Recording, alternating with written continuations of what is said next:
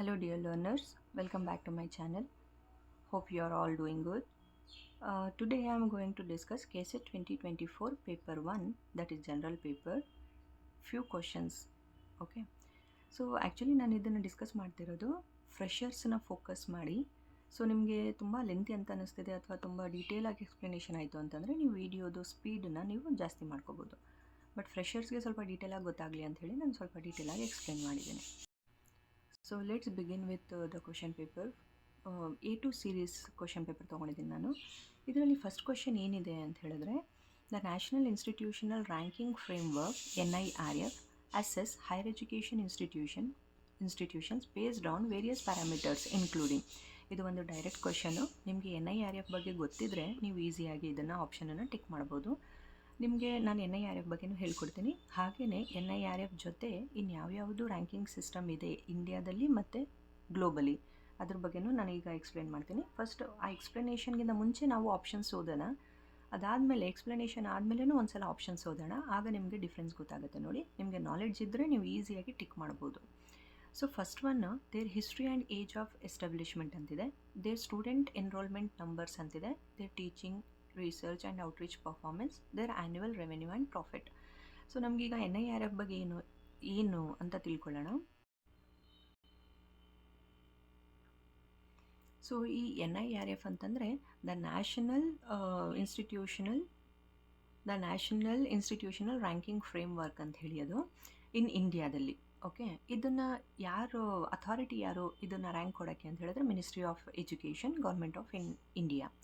Purpose ಏನು ಇದ್ರದ್ದು ಅಂತ ಹೇಳಿದ್ರೆ, ನೋಡಿ, ranks higher education institutions in India annually ಅಂತ ಹೇಳ್ತಿದ್ದಾರೆ. ಓಕೆ, ಸೊ ಕೆಟಗರಿ ಏನು, ಯಾವ್ಯಾವ ಕೆಟಗರಿ ಯೂನಿವರ್ಸಿಟೀಸ್ ಇದರಲ್ಲಿ ಬರುತ್ತೆ ಅಂತ ಹೇಳಿದ್ರೆ, ಓವರಾಲ್ ಎಲ್ಲ ಯೂನಿವರ್ಸಿಟೀಸು, ಇಂಜಿನಿಯರಿಂಗ್ ಆಗ್ಬೋದು, ಮ್ಯಾನೇಜ್ಮೆಂಟ್ ಆಗ್ಬೋದು, ಫಾರ್ಮಸಿ ಆಗ್ಬೋದು, ಮತ್ತು ಮೆಡಿಕಲ್, ಲಾ ಆ್ಯಂಡ್ ಆರ್ಕಿಟೆಕ್ಚರ್ ಆಗ್ಬೋದು. ಓಕೆ, ಸೊ ನೆಕ್ಸ್ಟ್ ಏನು ಹೇಳ್ಬೋದು, ಸೆಕೆಂಡ್ ಒನ್, ಈ ಥರದ್ದು ಇನ್ನೂ ತುಂಬ ರ್ಯಾಂಕಿಂಗ್ ಸಿಸ್ಟಮ್ಸ್ ಇದೆ. ಆದರೆ KSET ಎಕ್ಸಾಮ್ಗೆ ಯಾವುದು ಇಂಪಾರ್ಟೆಂಟು ಅಂತ ಹೇಳಿದ್ರೆ NAC ಅಂತ ಹೇಳಿ. ನೋಡಿ, national assessment and accreditation council. Accreditation ಅಂದರೆ ಏನು, ಸರ್ಟಿಫೈ ಮಾಡೋ ಅಂಥದ್ದು ಯೂನಿವರ್ಸಿಟೀಸ್ಗೆ ಅಥವಾ ಇನ್ಸ್ಟಿಟ್ಯೂಷನ್ಸ್ಗೆ. ಸೊ ಅದರದ್ದು ಪರ್ಪಸ್ ಏನು, ಯಾವ ಕ್ರೈಟೇರಿಯಾ ಮೇಲೆ ಅವರು NAC ಗ್ರೇಡ್ಸನ್ನು ಕೊಡ್ತಾರೆ ಅಂತ ಹೇಳಿದ್ರೆ, accreditation, certification and quality assessment of higher education institution in India ಅಂತ ಹೇಳ್ತಿದ್ದಾರೆ. ಸೊ ಏನೆಲ್ಲ ಗ್ರೇಡ್ಸ್ ಕೊಡ್ತಾರೆ ಅವರು ಅಂತ ಹೇಳಿದ್ರೆ, ನೋಡಿ, A++, A+, A, B++, B+, C. ಇದೆಲ್ಲ ಯಾವುದ್ರ ಮೇಲೆ ಬೇಸ್ಡ್ ಆಗಿರೋಂಥದ್ದು ಅಂದರೆ, NAC ಅವರು ಒಂದು 4 ಪಾಯಿಂಟ್ ಸ್ಕೇಲ್ ಅಂತ ಬೇಸ್ನ ಫಿಕ್ಸ್ ಮಾಡಿದ್ದಾರೆ. ನೀವು ನೋಡಿರ್ಬೋದು, ಯೂನಿವರ್ಸಿಟೀಸ್ ಅಥವಾ ಇನ್ಸ್ಟಿಟ್ಯೂಷನ್ಸ್ ನೇಮ್ಸ್ ಇರುತ್ತಲ್ಲ, ಅದ್ರ ಪಕ್ಕದಲ್ಲಿ ಅವರು ನಾವು NACಯಿಂದ ಇಷ್ಟು ಗ್ರೇಡನ್ನು ಪಡೆದಿದ್ದೀವಿ ಅಂತ ಬರೆದಿರ್ತಾರೆ, ಯೂನಿವರ್ಸಿಟೀಸ್ ಅಥವಾ ಇನ್ಸ್ಟಿಟ್ಯೂಷನ್ಸ್ ನೇಮ್ ಪಕ್ಕದಲ್ಲಿ. ಸೊ ಆ ಗ್ರೇಡ್ಸ್ ಪಡಿಬೇಕು ಅವರು ಅಂತ ಹೇಳಿದ್ರೆ, A++ ಬಂದಿದೆ ಅಂತ ಹೇಳಿದ್ರೆ ಎಷ್ಟು ಪಾಯಿಂಟ್ಸನ್ನು ಸ್ಕೋರ್ ಮಾಡಿರಬೇಕು ಅವರು, 3.51ಇಂದ 4 ಪಾಯಿಂಟ್ಸ್ವರೆಗೆ ಸ್ಕೋರ್ ಮಾಡಿರಬೇಕು. A++ ಗ್ರೇಡ್ ಅವ್ರು ತೊಗೊಂಡಿದ್ದಾರೆ ಅಂತ ಹೇಳಿದ್ರೆ ಅದ್ರದ್ದು ಮೀನಿಂಗ್ ಎಕ್ಸಲೆಂಟ್. ಆ ಯೂನಿವರ್ಸಿಟಿದು ಅಥವಾ ಇನ್ಸ್ಟಿಟ್ಯೂಷನ್ಸ್ದು curricular aspects, teaching, learning, research, infrastructure, governance, innovation and student support excellent ಆಗಿದೆ ಅಂತ ಹೇಳಿ. A+ ಗ್ರೇಡ್ ಪಡೆದಿದ್ದಾರೆ ಅಂತ ಹೇಳಿದ್ರೆ 3.26ಇಂದ 3.50 ಅಷ್ಟು ಪಾಯಿಂಟ್ಸ್ ಸ್ಕೋರ್ ಮಾಡಿದರೆ ಆ ಯೂನಿವರ್ಸಿಟಿ ವೆರಿ ಗುಡ್. ಅಂದರೆ ಆ ಯೂನಿವರ್ಸಿಟಿಗೆ ಅವರು ವೆರಿ ಗುಡ್ ಅಂತ ಒಂದು ಗ್ರೇಡ್ ಕೊಡ್ತಿದ್ದಾರೆ ಅಂತ ಹೇಳಿದ್ರೆ, ಇದಿಷ್ಟು ಆಸ್ಪೆಕ್ಟ್ಸ್ ಇದೆಯಲ್ಲ, ಇದಿಷ್ಟು ಆಸ್ಪೆಕ್ಟ್ಸ್, ಒಂದು ನಿಮಿಷ, ಇದಿಷ್ಟು ಆಸ್ಪೆಕ್ಟ್ಸ್ ಇದೆ ನೋಡಿ, ಇದು ಆ ಯೂನಿವರ್ಸಿಟಿ ಅಥವಾ ಆ ಇನ್ಸ್ಟಿಟ್ಯೂಷನ್ನಲ್ಲಿ ಬೆಸ್ಟ್ ಇದೆ ಅಂತ ಹೇಳ್ತಿದ್ದಾರೆ. ಓಕೆ, ಸೊ ಮತ್ತು ಮೂರನೇದು, ಇದೇ ರೀತಿ ಇಂಡಿಯಾದಲ್ಲಿ ರ್ಯಾಂಕಿಂಗ್ ಇನ್ಯಾವುದಿದೆ ಅಂತ ಹೇಳಿದ್ರೆ NBA ಅಂತ ಒಂದಿದೆ ನೋಡಿ, ನ್ಯಾಷನಲ್ ಬೋರ್ಡ್ ಆಫ್ ಅಕ್ರಿಡಿಟೇಷನ್. ಇದ್ರದ್ದು ಪರ್ಪಸ್ ಏನು, ಅಕ್ರಿಡ್ಸ್ ಮಾಡುತ್ತೆ ಟೆಕ್ನಿಕಲ್ ಪ್ರೋಗ್ರಾಮ್ಸ್ಗೆ. ಟೆಕ್ನಿಕಲ್ ಪ್ರೋಗ್ರಾಮ್ಸ್ ಅಂದರೆ ಯಾವ್ಯಾವುದು, ಇಂಜಿನಿಯರಿಂಗ್ ಆಗ್ಬೋದು, ಮ್ಯಾನೇಜ್ಮೆಂಟ್ ಆಗ್ಬೋದು, ಫಾರ್ಮಸಿ ಆಗ್ಬೋದು. ಅಂದರೆ ಮಾಮೂಲಿ ಇಂಜಿನಿಯರಿಂಗ್ ಕಾಲೇಜಸ್ಸು ಮತ್ತು ಮ್ಯಾನೇಜ್ಮೆಂಟ್ ಕಾಲೇಜಸ್ ಆ್ಯಂಡ್ ಫಾರ್ಮಸಿ ಕಾಲೇಜಸ್ಗೆ ರ್ಯಾಂಕ್ ಕೊಡೋ ಅಂಥದ್ದು NBAದು ಅಬ್ರಿವೇಷನ್ ಏನು ಅಂದರೆ national board of accreditation. Normal PG universities ಅಥವಾ ಡಿಗ್ರಿ ಇನ್ಸ್ಟಿಟ್ಯೂಷನ್ಸ್ ಇರುತ್ತಲ್ಲ, ಅದಕ್ಕೆ NAC ಬರುತ್ತೆ. UGC ಅಂಡರ್ ಬರೋದು ಇದು, UGC ಅಂಡರ್ ಬರೋದು NAC. ಮತ್ತು AICTE ಅಂಡರ್ ಬರೋದು NBA. ಅದನ್ನು ಇನ್ನೊಂದು ಕ್ವಶನ್ನಲ್ಲಿ ತುಂಬ ಡೀಟೇಲಾಗಿ ಎಕ್ಸ್ಪ್ಲೇನ್ ಮಾಡ್ತೀನಿ, ಅಲ್ಲಿ ತುಂಬ ಇದ್ರ ಬಗ್ಗೆ ಎಲ್ಲ ಫೋಕಸ್ ಮಾಡ್ಬೋದು. ಈ ಕ್ವಶನ್ನಲ್ಲಿ ಇದಿಷ್ಟು ಸಾಕು ಅಂತ ಅಂದ್ಕೊಳ್ತೀನಿ. ಸೊ ಹಾಗೆಯೇ ಇದು ಇಂಡಿಯಾದಲ್ಲಿರೋ ಅಂಥದ್ದು ಆಯಿತಾ. ಯಾವ್ಯಾವುದು NIRF, NAC ಮತ್ತು NBA ಇದಿಷ್ಟು ಕೂಡ ಇಂಡಿಯಾದಲ್ಲಿ ರ್ಯಾಂಕಿಂಗ್ಸ್ ಕೊಡ್ತಾರೆ ಹೈಯರ್ ಎಜುಕೇಷನ್ ಇನ್ಸ್ಟಿಟ್ಯೂಷನ್ಸ್ಗೆ. ಗ್ಲೋಬಲಿ ಯಾವ್ಯಾವುದಿದೆ ಈ ಥರ ರ್ಯಾಂಕಿಂಗ್ ಸಿಸ್ಟಮ್ಸ್ ಅಂತ ಹೇಳಿದ್ರೆ QS, ಕ್ವಾಕರ್ಲಿ ಸೈಮನ್ಸ್ ಅಂತಿದೆ. ಇದು ಆ್ಯಕ್ಚುಲಿ ಒಂದು company, UK based higher education analytics company ಇದು. ಅವರು ರ್ಯಾಂಕಿಂಗ್ಸನ್ನು ಕೊಡ್ತಾರೆ higher education world wide. Okay, so ಅದು ಯಾವುದ್ರ ಮೇಲೆ ಕ್ರೈಟೇರಿಯಾ ಏನು ಅಂತ ಹೇಳಿದ್ರೆ ಯೂನಿವರ್ಸಿಟೀಸ್ದು ರಿಸರ್ಚ್ ಹೇಗಿದೆ, ಟೀಚಿಂಗ್ ಲರ್ನಿಂಗ್ ಹೇಗಿದೆ ಮತ್ತು ಇಂಟರ್ನ್ಯಾಷನಲ್ ಔಟ್ಲುಕ್ ಹೇಗಿದೆ ಅಂತ.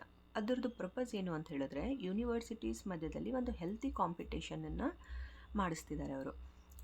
QS ಅನ್ನೋದು ಒಂದು, ಮತ್ತು ಟೈಮ್ಸ್ ಹೈಯರ್ ಎಜುಕೇಷನ್ ಅನ್ನೋದು ಸೆಕೆಂಡ್ ರ್ಯಾಂಕಿಂಗು. ಇದು ಏನು ಮೆಷರ್ ಮಾಡುತ್ತೆ ಅಂದರೆ teaching, research, citation, international outlook and industry income. ಹಾಗೆಯೇ ARWU ಸಂಘಾಯ್ ರ್ಯಾಂಕಿಂಗ್ಸ್ ಅಂತ ಹೇಳ್ತಾರೆ. ಇದು ಕೂಡ ಒಂದು type of ranking, world ranking. So ನಾನಿಲ್ಲಿ ಒಂದು ಸಮ್ಮರಿನೂ ಕೂಡ ಕೊಟ್ಟಿದ್ದೀನಿ, ಸೊ ನೀವು ನೋಡ್ಬೋದು. ನೆಕ್ಸ್ಟು ಇದಿಷ್ಟು ನೋಡಿದ್ರೆ ಈಗ ನೋಡಿ ಒಂದು ಐಡಿಯಾ ಬಂದ ಮೇಲೆ NIRF ಅಂದರೆ ಏನು ಅಂತ ಒಂದು ಕಾನ್ಸೆಪ್ಟ್ ತಿಳ್ಕೊಂಡ್ಮೇಲೆ ಈಗ ಫಸ್ಟ್ ಆಪ್ಷನ್ ನೋಡಿ, their history and age of establishment ಅದು ಇಲ್ಲ ಅಲ್ವಾ. ಸೊ ಫಸ್ಟ್ ಆಫ್ ಆಲ್ ನೀವೇನು ಮಾಡಬೇಕು ಗೊತ್ತಾ, ಕ್ವಶನ್ನಲ್ಲಿ 4 ಆಪ್ಷನ್ಸ್ ಓದ್ತಾ ಇದ್ದಂಗೆ ಯಾವುದು ನಿಮಗೆ ಅದು ಇಲ್ಲ ಇದು ಸೂಟಬಲ್ ಅಲ್ಲ ಅಂತ ಅನ್ಸುತ್ತೆ ಅಲ್ಲೇ ಡಿಸ್ಕಾರ್ಡ್ ಮಾಡಿಬಿಡ್ಬೇಕು. ಸೊ ನೆಕ್ಸ್ಟ್ ನಿಮಗೆ ಜಸ್ಟ್ 3 ಆಪ್ಷನ್ಸ್ ಇರುತ್ತೆ ಚಾಯ್ಸು. ಸೊ 3 ಆಪ್ಷನ್ಸನ್ನು ಫೋಕಸ್ ಮಾಡಿ. ದೇರ್ ಸ್ಟೂಡೆಂಟ್ಸ್ ಎನ್ರೋಲ್ಮೆಂಟ್ ನಂಬರ್ಸ್ ಅದು ಕೂಡ ಇಲ್ಲ. There teaching, research and outreach performance, ಹೌದು ಇದಾಗಬಹುದು ಅಲ್ವಾ, ಇದಾಗಬಹುದು, ನೋಡೋಣ. 4th ಒನ್ ಏನಿದೆ, there annual revenue and profit, no that is not the case.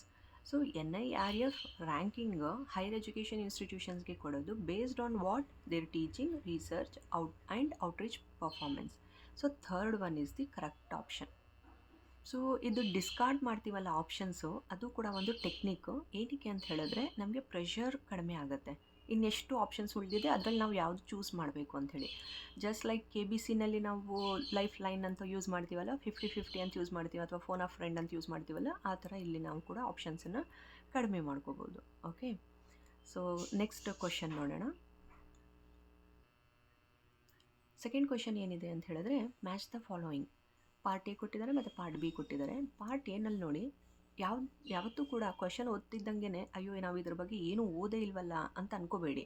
ನಾನು ಮೊದಲು ಕೂಡ ನನ್ನ ಪ್ರೀವಿಯಸ್ ವೀಡಿಯೋಸ್ನಲ್ಲಿ ಹೇಳಿದ್ದೀನಿ, ಇಲ್ಲಿ ನಾಲೆಡ್ಜ್ ಚೆಕ್ ಮಾಡ್ತಾ ಇಲ್ಲ, ಅವ್ರು ನಿಮಗೆ ಆ್ಯಪ್ಟಿಟ್ಯೂಡ್ ಚೆಕ್ ಮಾಡ್ತಿದ್ದಾರೆ. ಅಂದರೆ ನಿಮ್ಮ ಮುಂದೆ ಇರೋವಂಥ ಪ್ರಾಬ್ಲಮ್ನ ಅಟ್ ದಟ್ ಟೈಮ್ ನೀವು ಹೇಗೆ ಫೇಸ್ ಮಾಡ್ತೀರಾ ಅದನ್ನು ಅಂಥೇಳಿ. ಸೊ ಕ್ವಶನ್ ಗೊತ್ತಿಲ್ಲ ಅಂದರೂ ಪರವಾಗಿಲ್ಲ, ನೀವು ಅದನ್ನು ಒಂದು ಸ್ವಲ್ಪ ಅದ್ರ ಬಗ್ಗೆ ನೋಡಿ, ಆಗ ಒಂದು ಐಡಿಯಾ ಸಿಗುತ್ತೆ ನಿಮಗೆ. ಸೊ ನಾಲೆಡ್ಜ್ ಕಮಿಷನ್ ಬಗ್ಗೆ ನಿಮಗೆ ಗೊತ್ತಿಲ್ಲದೆ ಇರ್ಬೋದು, ಯಶ್ಪಾಲ್ ಕಮಿಟಿ ಬಗ್ಗೆ ಗೊತ್ತಿಲ್ಲದೆ ಇರ್ಬೋದು, ಸುಬ್ರಹ್ಮಣ್ಯಂ ಕಮಿಟಿ ಬಗ್ಗೆನೂ ಗೊತ್ತಿಲ್ಲದೆ ಇರ್ಬೋದು ಈಗ ಅಟ್ ಪ್ರೆಸೆಂಟ್. ಬಟ್ ನನ್ನ ಎಲ್ಲ ವೀಡಿಯೋಸ್ ನೋಡಿದ್ರೆ ನಾನು ಇದನ್ನೆಲ್ಲ ಟೀಚ್ ಮಾಡ್ತೀನಿ ಇನ್ ನೆಕ್ಸ್ಟ್ ಫರ್ದರ್ ಕ್ವಶನ್ಸಲ್ಲಿ. ಸೊ NIRF ನೋಡಿ, ಈಗ ತಾನೇ ನಾವು ಓದಿದ್ದೀವಿ. NIRF ಅಂತಂದ್ರೆ ಏನು, ಪಾರ್ಟ್ B ನಲ್ಲಿ ಓದ್ಕೊಂಡು ಬನ್ನಿ. Transparent and objective ranking system for higher education. ಹೌದು, ಇದು ಒಂದು ಪಾಸಿಬಲ್ ಆಪ್ಷನ್ ಅಂತ ಅನ್ನಿಸ್ತಿದೆ ನಮಗೆ ಅಲ್ವಾ. ಫಸ್ಟ್ ಒನ್ ನಮ್ಗೆ ಅನಿಸ್ತಿದೆ, ಬಟ್ ರಿಮೈನಿಂಗ್ ಆಪ್ಷನ್ಸನ್ನು ನೋಡ್ಕೊಳ್ಳೋಣ. Emphasized vocational education and second one ನೋಡಿದ್ರೆ point emphasized vocational education and skill development ಅಂತಿದೆ. 3rd one apex body to cover functions of all the professional bodies. 4th one recommended creation of universities ಅಂತ ಹೇಳ್ತಿದ್ದಾರೆ.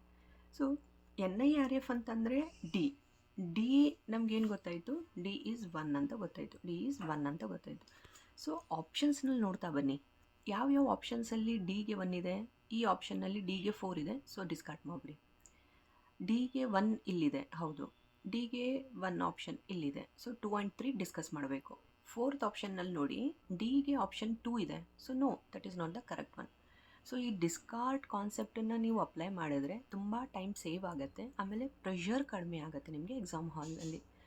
But ನೀವು ಹೇಗೆ ಇದನ್ನು discard ಮಾಡ್ತೀರಾ ಅಂತ ಹೇಳಿದ್ರೆ ಕಾನ್ಸೆಪ್ಟ್ಸ್ ಕ್ಲಿಯರ್ ಇರಬೇಕು ನಿಮಗೆ, ಆಮೇಲೆ ನೀವು ಶ್ಯೂರ್ ಇರಬೇಕು. ಹೌದು, NIRF ಅಂತಂದರೆ ಈ 4 ಆಪ್ಷನ್ಸಲ್ಲಿ transparent and objective ranking system for higher education ಅದೊಂದೇ ಸೂಟಬಲ್ ಆನ್ಸರ್ ಅಂತ ಅನ್ನಿಸ್ತಿರೋದು ಅಂತ ಅನಿಸಿದ್ರೆ ಡಿಗೆ 1 ಆಗಬೇಕು ಅಲ್ವಾ. ಸೊ ರಿಮೈನಿಂಗ್ 2 ಆಪ್ಷನ್ಸ್ ಕ್ಲಿಯರ್ ಆಯಿತು. ಈಗ 50-50 ಥರ 2 ಆಪ್ಷನ್ಸ್ ಇರುತ್ತೆ ನಿಮ್ಮ ಹತ್ರ. ಸೊ ನೆಕ್ಸ್ಟ್ ನೋಡಿ, ಎಲ್ಲ ಆಪ್ಷನ್ಸು ನೋಡ್ಕೊಂಡು ಕೂತ್ಕೊಳ್ಳೋಕೆ ಹೋಗಬೇಡಿ. ಈ 2 ಮತ್ತು 3ನಲ್ಲಿ ಬಿ ಆಪ್ಷನ್ ನೋಡಿ ಸೇಮ್ ಇದೆ, 3 ಅಂತಿದೆ. ಸೊ ಅದನ್ನು ಓದೋಕ್ಕೆ ಹೋಗಬೇಡಿ. ಫಸ್ಟ್ ಒನ್ ನೋಡಿ ಅಥವಾ ಸಿ ನೋಡಿ. ನಾಲೆಡ್ಜ್ ಕಮಿಷನ್, ಅದ್ರ ಬಗ್ಗೆ ನಮಗೆ ಅಷ್ಟು ಗೊತ್ತಾಗೋಕ್ಕೆ ಕಷ್ಟ ಇದೆ ಅಲ್ವಾ. ಸಿ ನೋಡಿ, ಸಿ ಏನಿದೆ, ಸುಬ್ರಹ್ಮಣ್ಯಂ ಕಮಿಟಿ. ಸುಬ್ರಹ್ಮಣ್ಯಂ ಅವರು ಏನು ಹೇಳಿರೋದು ಅಂತ ಹೇಳಿದ್ರೆ, ಕ್ರಿಯೇಷನ್ ಆಫ್ ಯೂನಿವರ್ಸಿಟೀಸ್ನ ಮಾಡಿ ಅದರಿಂದ ತುಂಬ ಒಳ್ಳೆಯದಾಗತ್ತೆ ಸೊಸೈಟಿಗೆ ಅಥವಾ ಜನರಲ್ ಪೀಪಲ್ಗೆ ಅಂತ ಹೇಳ್ತಿದ್ದಾರೆ. ಸೊ ಅದೆಲ್ಲ ನೀವು ಕೆಸೆಟ್ಗೆ ಪ್ರಿಪ್ರೇಷನ್ ಮಾಡಿದ್ಮೇಲೆ ನಿಮಗೆ ಇದ್ರ ಬಗ್ಗೆ ಎಲ್ಲ ಒಂದು ಐಡಿಯಾ ಬರುತ್ತೆ. ಈಗ ಅಟ್ ಪ್ರೆಸೆಂಟು ಸುಬ್ರಹ್ಮಣ್ಯಂ ಅವರು ಹೇಳಿರೋದು creation of universities. So C should be fourth one. C fourth ಅಂತಂದರೆ ಇರೋದು ಒಂದೇ ಆಪ್ಷನ್ನಲ್ಲಿ. ಸೊ ಥರ್ಡ್ ಆಪ್ಷನ್ನು ಕೂಡ ಡಿಸ್ಕಾರ್ಡ್ ಆಯಿತು. ಸೊ ಕರೆಕ್ಟ್ ಆಪ್ಷನ್ ಈಸ್ ಯಾವುದು ಅಂತ ಹೇಳಿದ್ರೆ B is the correct option. That is 2 ನೋಡಿ. 2 ಏನಿದೆ ಅದು ಕರೆಕ್ಟ್ ಆಪ್ಷನು. ಹೋಪ್ಫುಲಿ ನಂದು ಐಡಿಯಾ ಗೊತ್ತಾಗ್ತಿದೆ ಅನಿಸುತ್ತೆ. ಯಾವಾಗಲೂ ನೀವು ಕ್ವಶನ್ ನೋಡಿದ ತಕ್ಷಣ ಆ 4 ಆಪ್ಷನ್ಸಲ್ಲಿ ನೀವು ಶೋರ್ ಇದ್ದರೆ, ಅದಿಲ್ಲ ಅಂತ ಹೇಳಿದ್ರೆ ಅದನ್ನು ಡಿಸ್ಕಾರ್ಡ್ ಮಾಡಿಬಿಡ್ಬೇಕು. ಆಗ ಒಂದು ಪ್ರೆಷರ್ ನಿಮಗೆ ಕಡಿಮೆ ಆಗುತ್ತೆ. ನೆಕ್ಸ್ಟು ನೀವು ಬೇರೆ ಆಪ್ಷನ್ಸನ್ನು ಫೋಕಸ್ ಮಾಡಿ ಈಸಿಯಾಗಿ ನೋಡ್ಕೋಬೋದು. ಸೊ ಹೋಪ್ಫುಲಿ ತುಂಬ ಡೀಟೇಲಾಗಿ ಎಕ್ಸ್ಪ್ಲೇನ್ ಮಾಡಿದ್ದೀನಿ. ನೋಡಿ, ವಿಡಿಯೋಸು ಇಷ್ಟ ಆದರೆ ಲೈಕ್ ಮಾಡಿ, ಶೇರ್ ಮಾಡಿ ಮತ್ತು ಸಬ್ಸ್ಕ್ರೈಬ್ ಮಾಡಿ. ನಂದು ಇಂಟೆನ್ಷನ್ ಒಂದೇ, ನಾನು ಏನೇನು ಕಾನ್ಸೆಪ್ಟ್ಸ್ ತಿಳ್ಕೊಂಡಿದ್ದೀನಿ ಅಥವಾ ಏನು ನಾಲೆಡ್ಜ್ ಗೇನ್ ಮಾಡಿದ್ದೀನಿ ಅದರಿಂದ ನಾನು ಸ್ಟೂಡೆಂಟ್ಸ್ಗೆ ಅಥವಾ ನನ್ನ ಅಕ್ಕಪಕ್ಕದಲ್ಲಿ ಯಾರಿದ್ದಾರೆ ಅವ್ರಿಗೆಲ್ಲ ಹೆಲ್ಪ್ ಮಾಡಬೇಕು ಅಂಥೇಳಿ. So please do subscribe and share as much as possible. Thank you. ಏನಾದರೂ ಡೌಟ್ಸ್ ಇದ್ದರೆ ಕಮೆಂಟ್ ಮಾಡಿ, ನಾನು ಅಲ್ಲಿ ರಿಪ್ಲೈ ಮಾಡ್ತೀನಿ. ನೆಕ್ಸ್ಟ್ ವೀಡಿಯೋಸ್ನಲ್ಲಿ ಥರ್ಡ್ ಕ್ವಶನಿಂದ ನಾವು ಡಿಸ್ಕಸ್ ಮಾಡೋಣ. ಥರ್ಡ್ ಕ್ವಶನ್ನಲ್ಲಿ ನೋಡಿ, which of the following is not, that is also a important concept. ಏನೇ ಕ್ವಶನ್ನಲ್ಲಿ ನೀವು ನಾಟ್ ಅಂತ ಕೇಳ್ತಿದ್ದಾರಾ ಅಥವಾ ಎಸ್ ಅಂತ ಕೇಳ್ತಿದ್ದಾರಾ ಅದನ್ನು ಪಾಯಿಂಟ್ಔಟ್ ಮಾಡ್ಕೋಬೋದು.